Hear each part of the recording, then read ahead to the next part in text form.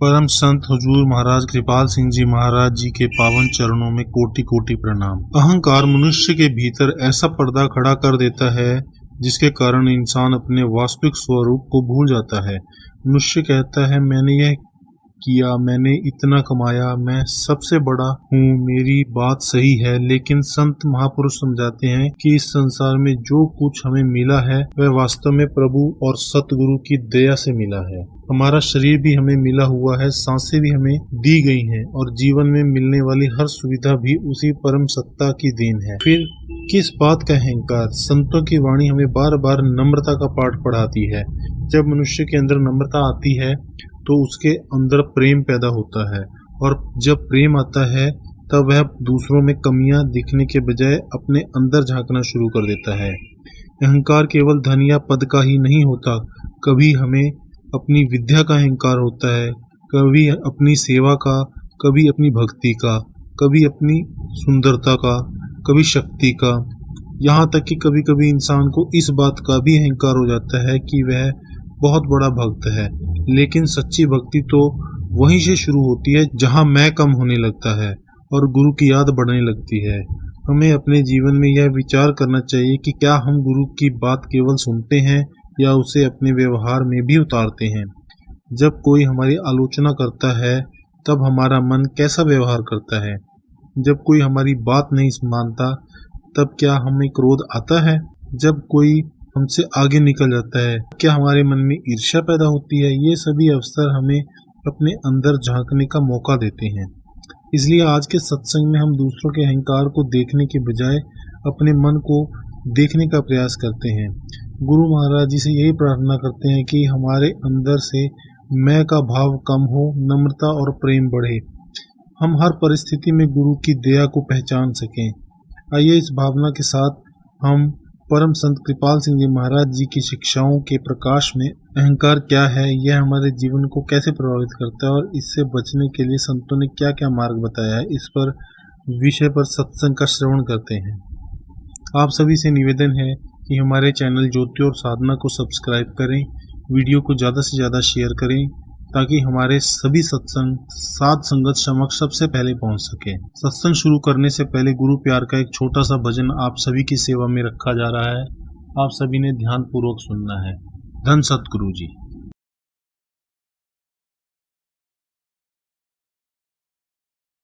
गुरुदेव मेरी नैया उस पार लगा देना, अब तक तो निभाया है आगे भी निभा देना।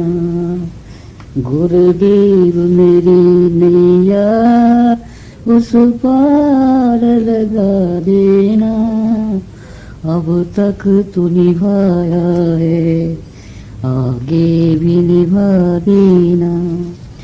मुमकिन है झंझटों में मैं तुमको भूल जाऊं, मैं तुमको भूल जाऊं, पर नाथ कहीं तुम भी मुझको न भुला देना, मुझको न भुला देना।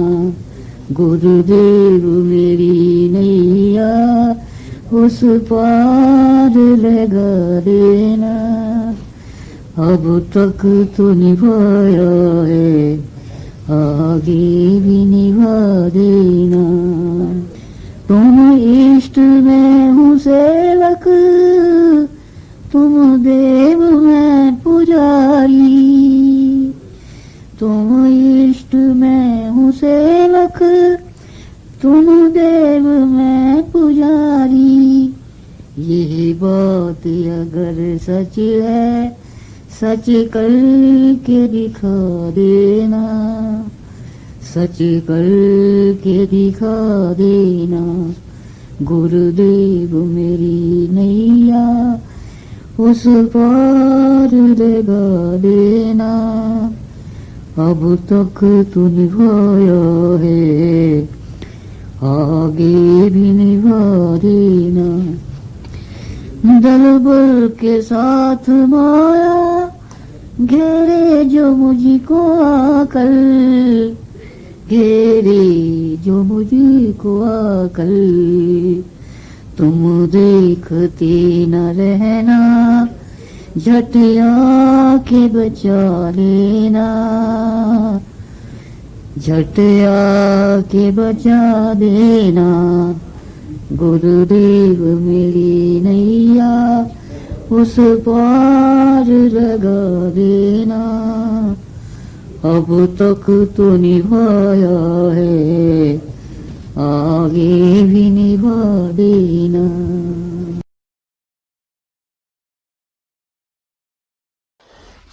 गुरु रूप प्यारी साध संगत जी, आप सभी पवित्र आत्माओं के श्री चरणों में दास का कोटि कोटि प्रणाम है। परम पूज्य परम संत कृपाल सिंह जी महाराज जी सत्संग प्रवचनों में फरमा रहे हैं, मन मेले ता सब कुछ मेला, तन तोते मन अच्छा ना होए। जिनका मन मेला उनका सब कुछ मेला है। एक काम का ख्याल आया, सिर से पांव तक रंगा गया। एक क्रोध या ईर्खा का ख्याल आया, सिर से पांव तक जलन हो गई।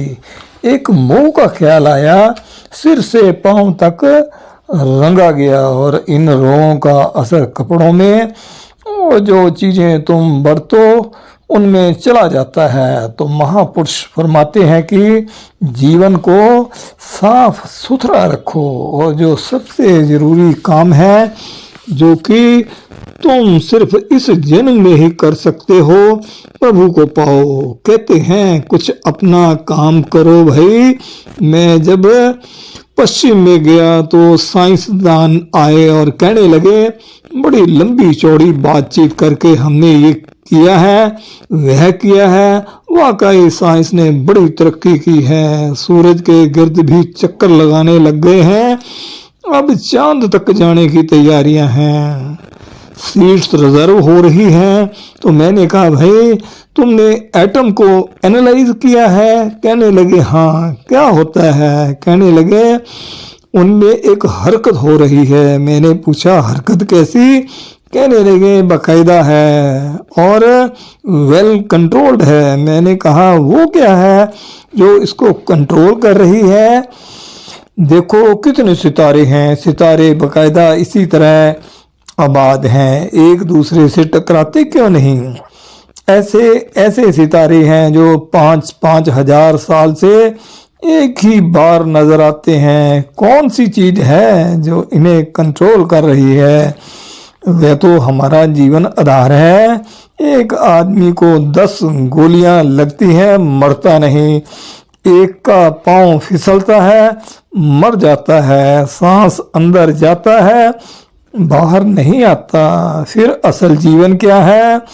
इसी रहस्य को हल करना है। सब भाई देखते हैं ऐसे जिस्म हमने अपने कंधों पर उठाए हैं और शमशान भूमि में दाग दिए हैं। तुम्हारे भी इस जिस्म को 4 भाई एक दिन ले चलेंगे।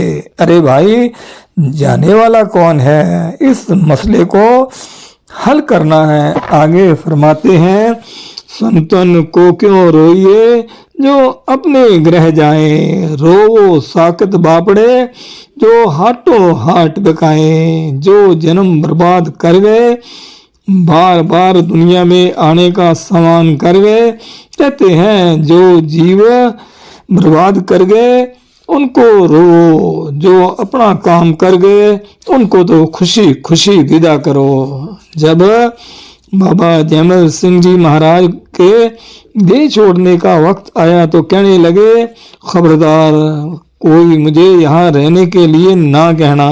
जो अपने घर जाए उसको क्यों रोका जाए। भगवान कृष्ण जी ने इसीलिए फरमाया है कि नेक और बदकर्म दोनों ही जीव को बांधने के लिए एक जैसे हैं, जैसे सोने की बेड़ी और लोहे की बेड़ी। समर्थ पुरुष क्या कहते हैं? अहिंसा को धारण करो, ब्रह्मचर्य की रक्षा करो, सबके अंतर परमात्मा है, सबसे प्यार करो। जबानी जमा खर्च ना हो। जहाँ तन की सेवा की जरूरत है वहाँ तन की सेवा करो, जहाँ धन की सेवा की जरूरत है वहाँ धन की सेवा करो, बांट कर खाओ। तुम्हारे घर के बच्चे तो 4 चीजों से खाना खाएं, साथ का पड़ोसी भूखा मर रहा हो। एक भक्त थे, उसने प्रार्थना की कि भगवान तुम मुझे घर आकर दर्शन दो। कहने लगे देंगे, कब आओगे? कि आज ही आऊंगा। भक्त बड़ी तैयारी करके बैठा रहा। सारा दिन गुजर गया। दिन ढलने को एक बूढ़ा सा व्यक्ति आया, लड़खड़ाता आ रहा था। एक हाथ में डंडा था, चल नहीं सकता था। हाय रोटी करता चला गया। मगर वह तो भगवान की इंतजार में थे ना। शाम पड़ गई, कोई भगवान ना आए। रात बैठ अर्ज की कि भगवान आप आए नहीं। कहा मैं आया तो था, रोटी मांग रहा था, तुमने दी नहीं। सो भाई भगवान सब में है, सबकी कदर करो। नामदेव का जिक्र आता है। जब आंख खुलती है तो कुछ और ही देखने वाली नजर बन जाती है। कहते हैं एक कुत्ता आया, वह रोटी पका रहे थे। कुत्ता रोटी लेकर भाग गया। पीछे भागे घी की कटोरी लेकर कि भगवान रूखी मत खाइए। वह कहाँ और तुम कहाँ, हलवा खाने को मुंह भी चाहिए ना। ये आंख के खुलने का सवाल है। सो गुरु अर्जन साहिब फरमाते हैं कि जो तेरा डेरा है उसको जानो। उस डेरे को जानने का संयम क्या है? कहते हैं गुरु का शब्द। गुरु द्वारा जो शब्द मिलता है, शब्द उस पावर है जो खंडों ब्रह्मंडों को लिए खड़ी है, या उसे अनाम कहते हैं। इजहार में आया तो भी वह पावर अनाम और अशब्द दोनों में है। तो शब्द श्रुति महात्मा बिठाकर आंख बंद करा के अंतर जो अंधेरा है, उस स्याही के पर्दे को हटाता है। उसका नाम गुरु है। महापुरुषों की बाणियां पढ़ी, शौक बना, मगर तुम्हें क्या मिला? माफ करना, जिस नशे को पाकर दुनिया के नशे भूल गए, वह नशा तुमको मिला है या नहीं? ये तो ऐसी बात है, एक बारात जा रही है, बाजे बज रहे हो, दूल्हा जा रहा है और बच्चे आगे नाच रहे हैं। सो बाणियां पढ़ो, मगर उनको विचारो वह क्या कहती हैं। एक शब्द काफी है, समझो इसे और जीवन में धारण करो। अमल करोगे तो जीवन की कल्याण हो जाएगी, वरना इस पढ़े लिखे की क्या कीमत है। एक पंछी चंडूल है, वह जो बोली सुनता है वही नकल करता है। ऐसे ही इंसान की हालत बनी पड़ी है। गुरु अर्जन साहिब आके फरमाते हैं कि बड़े बड़े राजे महाराजे धनाढ़ दुनिया में आए, वली अवतार भी आए, जिनको हम कहते हैं कि भगवान का रूप थे। आज उनके जिस्म कहाँ हैं? अगर वह जिस्म छोड़ गए तो हमें भी तो छोड़ना है। अगर यह जिस्म छोड़ना याद हो जाए तो काम बन जाए। सो हुक्म मानना सबसे बड़ी बात है। क्या मानो? जब आप किसी महापुरुष के पास बैठे हो, वह कहता है मेरा गुरु कर रहा है। हमारे हजूर भी यही फरमाया करते थे कि बाबा जी कर गए।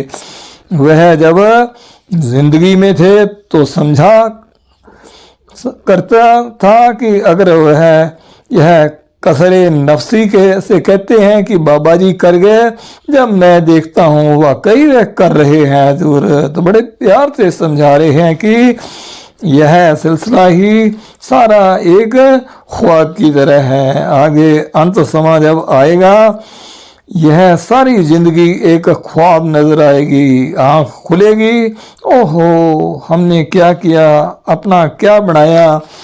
ऐसे ही महापुरुष दुनिया में आकर कहते हैं अरे भाई जरा समझ के से काम लो। तो लोग कहते हैं ये साधु अकलें बिगाड़ता है। गुरु नानक साहब को यही कहा गया था कि यह लोगों की अकलें खराब करता है। अरे भाई, वह तो अकलें संवारने आता है, हमें वह कहते हैं कि तुम अपने आप को भूल गए। फिर नतीजा क्या? रोते हैं, चिल्लाते हैं, मुसीबत आती है तो घबराते हैं, आखिरी समा आता है रोते चल देते हैं, कहाँ जाना है इसका भी पता नहीं। लोभ लालच में दुनिया फंस रही है, ख्वाहिशात ही दुनिया में फंसने का कारण बनती है। हवा में उड़ने वाला पंछी पिंजरे में कैसे आता है? सारी उम्र की गुलामी मोल ले लेता है। पकड़ने वाले लोग जाल बिछा देते हैं, बीच में दाना रख देते हैं, दाने की हवस में आकर खाते हुए फंस जाता है, सारी उम्र पिंजरे में रहता है। मछली है दरिया में आजाद फिरने वाली, कैसे पकड़ी जाती है? तड़प तड़प कर मर जाती है। यह इंद्रियों का जाल है, भंवरा है। सूंघने का लालच इसको है, वह फूलों में घुटकर मर जाता है। इसी तरह हाथी का हाल है, वह भी स्पर्श के लालच में आकर गड्ढे में गिरता है और सारी उम्र की गुलामी मोल ले लेता है। हिरन का यही हाल है, आवाज पर मस्त हो जाता है। शिकारी लोग ढोल बजाते हैं, आवाज पर मोहित होकर सिर रख देता है। अरे भाई, दो इंद्रियां नासिका और जुबान की गुलामी का क्या हशर होता है। मौत, काम और स्पर्श की इंद्री का लोभ लालच रखने वाला या तो मौत के घाट उतरता है या सारी उम्र की गुलामी मोल ले लेता है। और जो पांचों इंद्रियों का लालच रखता है उसका क्या हशर होगा। नो कर देख जो कामन भूली, वस्तु अनूप न पाई। 9 दरवाजों को छोड़ो और 10वें में दाखिल होना सीख जाओ। अब 9 दरों से कैसे हटे यह बताएंगे, गौर से सुनिए। तृष्णा अगन जग जार अपना, सब जीव को सुपना मिली ना। शह बचेन की जले सब नरक की अगना। तृष्णा की आग सबको जला रही है, घर घर में आग लग रही है, समाजों समाजों में, मुल्कों मुल्कों में आग लग रही है। सब जीव इसी में जल रहे हैं। बड़वा अग्नि ने सबको जला रखा है, सब दरख्तों को जला दिया। कहीं कहीं कोई हरा दरख्त, कोई अनुभवी पुरुष बाकी है, उसके पास जाने से होश आ जाती है। जैसे धूप से झुलसा हुआ इंसान किसी सायादार दरख्त के नीचे आ जाता है, वहाँ थोड़ी ठंडक मिलती है। यह जिंदगी क्या है? सारी जिंदगी जलते रहे और मरकर भी जले और क्या, नरकों की आग में भी जलना ही पड़ता है। जो लोग ठंडक का इंतजाम कर लेते हैं उनको ठंडक मिलती है। यह ठंडक किसी अनुभवी पुरुष की नजदीकी से मिलती है, वरना दुनियावी लोग सब दुखी हो रहे हैं। किसी से पूछ लो, कोई तन करके, कोई धन करके और कोई मन करके। गुरु अमरदास जी साहब फरमाते हैं, एक ना एक दुख सबन को। किसी से जाकर अपने दुख की कहानी कहो तो वह अपनी बड़ी गठरी खोल कर रख देता है कि मैं तुमसे ज्यादा दुखी हूं। तो फिर क्या इलाज है इसका? कहते हैं, नानक दुखिया सब संसार, सो सुखिया जिस नाम आधार। नाम के साथ लगो, सुखी हो जाओगे। नाम इंद्रियों के घाट से ऊपर मिलता है, छोड़ दो इस घाट को और नाम के साथ लगो। संतों की सोबत संगत करो, उनके पास नाम का पोर्टफोलियो है, प्रभु को मिला देते हैं। जैसे अष्टावक्र का जिक्र आता है, अष्टावक्र राजा जनक को जब मिले, उनको अनुभव दिया तो कहा, क्यों राजन ज्ञान हो गया? कहता है, हाँ महाराज, लेने वाला कहे कि मुझे कुछ मिला है, देने वाला तो सारा जहान ही कहता है कि मैं ये तेरा रास्ता खोल दिया है। मैं अमेरिका में गया, वहाँ ऑकलैंड में तकरीर करते हुए एक अंग्रेज साहब मुझे मिले। मैंने उसे सवाल किया, इज योर आई ओपन? कि क्या तुम्हारी अंतर की आंख खुली हुई है? कहता है कि हाँ। मैंने पूछा क्या देखते हो? कहता है नथिंग, कुछ नहीं। मैंने कहा फिर तुम कैसे कहते हो कि तुम्हारी आंख खुली है? कहता है माय गुरु सेज सो। मेरे भाई, गुरु तो कहता है, तुम क्या कहते हो? यह देखने का मजमून है। क्राइस्ट ने कहा if thine eyes be single thy whole body shall be full of light. भाई अंतर में ज्योति का विकास होता है। God is light. जब मैं अमेरिका में गया, मैंने एक टॉक दी तो एक जर्मन भाई था, उठा और कहने लगा who is the secretary? Offer $5,000। I offer $5,000। मैंने कहा भाई नजदीक आ जाओ, किस लिए देते हो ये रुपए? कहने लगा तुमने बहुत अच्छी टॉक दी है। मैंने कहा ये कुदरत की दात है। This is a gift of nature. जैसे हवा, पानी, दूध, धूप, उसी तरह यह भी मुफ्त दी जाती है। फिर वह जर्मन भाई कहने लगा you don't want any money? क्या तुम्हें रुपए नहीं चाहिए? मैंने कहा नहीं, मुझे नहीं चाहिए।